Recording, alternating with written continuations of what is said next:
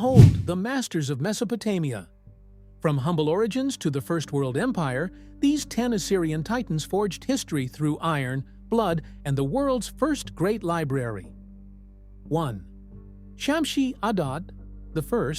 He stands atop the high walls of Assur, looking at a map etched in fragile clay. "I am not a mere city official," he whispers to the dry wind. "I am the north wind itself." He orders the very first census of the desert tribes, realizing that to rule the vast wilderness, one must own the wells and the names of those who drink from them. He unites 3 separate regions under one banner, creating a shadow that stretches across all Mesopotamia. He is an outsider who became the heart of the world, teaching his sons that mercy is a luxury. 2. Ashurbanipal I. In a sun-drenched court, he dictates a sharp letter to the Pharaoh of Egypt. "Why should I be treated as a servant?" he asks his scribe, eyes flashing with a new dangerous pride. He watches the Egyptian gold arrive in heavy chests, a sign that Assyria is no longer a footnote, but a brother to the great empires. The Mitanni chains are finally broken after 2 centuries of bitter subservience. He rewrites the protocols of kingship, demanding that his messengers be treated with the same reverence as gods in every foreign royal court. 3. Tukulti-Ninurta. He enters the gates of Babylon, his chariot wheels stained with the dark mud of the Euphrates. He reaches for the gold statue of Marduk, the god of his enemies. "I take your god to my city," he declares, his voice echoing in the hollow temple. In that moment, he feels the weight of a crown that rules 2 worlds, becoming the first Assyrian king to sit upon the ancient throne of the south. Yet the conquest haunts his.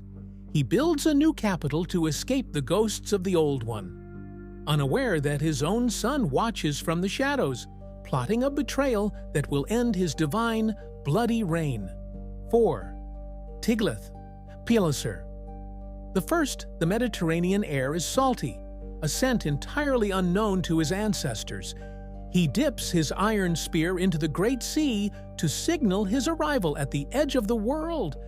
Behind him, 4,000 captives march in a silence born of pure terror. He cares not for their songs, only for the cedar wood he will carry back to Assur to build his monuments. He has hunted 10 lions in a single day, and he views foreign kings no differently than wild prey. He is the bridge between the old raids and a new era of total conquest, ensuring that the name of Assyria is whispered with fear in every port. 5. Ashurnasirpal II. The smell of roasted meat and heavy incense fills the city of Nimrod. 69,574 guests are eating at his golden table. He gestures to the stone reliefs on the wall, vivid images of flayed rebels and burning towers.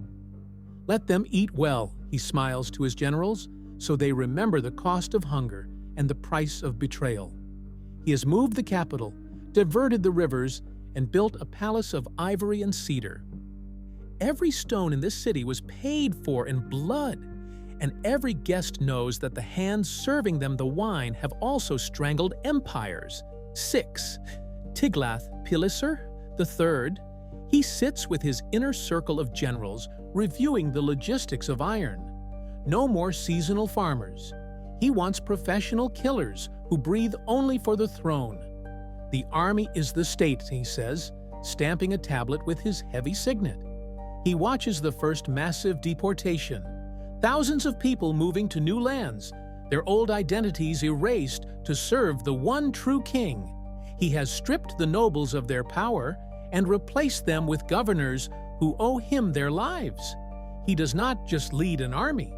He has built a machine of war that will grind the ancient Near East into dust. 7. Sargon II. The wind howls through the unfinished, echoing halls of Khorsabad. Sargon touches a fresh carving of a winged bull, feeling the grit of the stone. He is restless. "A king who sits is a king who dies," he mutters to the empty air. He calls for his horse, riding toward the cold Cimmerian frontier. He is the seventh of his name in the old list, but the first to build a city from nothing but his own will. He is a usurper who spent his life proving his legitimacy through fire, only to vanish on a distant battlefield, leaving his magnificent ghost-filled city to the desert sands. 8. Sennacherib II, he stands before the smoking, blackened ruins of Babylon. "You killed my son," he rages at the empty temples and the broken priests. He orders the canals to be diverted. He will wash the very memory of the city into the marshes. He turns toward Nineveh, his true love, planning 15 great gates and botanical gardens that will outshine the dwellings of the gods. He is an engineer of both beauty and destruction, a man who built the world's greatest aqueducts while burning its oldest libraries. He is a king of paradoxes, eventually murdered by his own sons in a temple of stone. 9. Esarhaddon I, plagued by tremors and dark omens, he consults his 3 chief priests in a room lit by flickering oil lamps. He has conquered Egypt, yet he fears the shadows in his own palace. "Am I favored by the stars?" he asks, his voice trembling. He orders the rebuilding of Babylon's temples, desperately trying to heal the cosmic rift his father created, while his 2 sons prepare for a divided inheritance.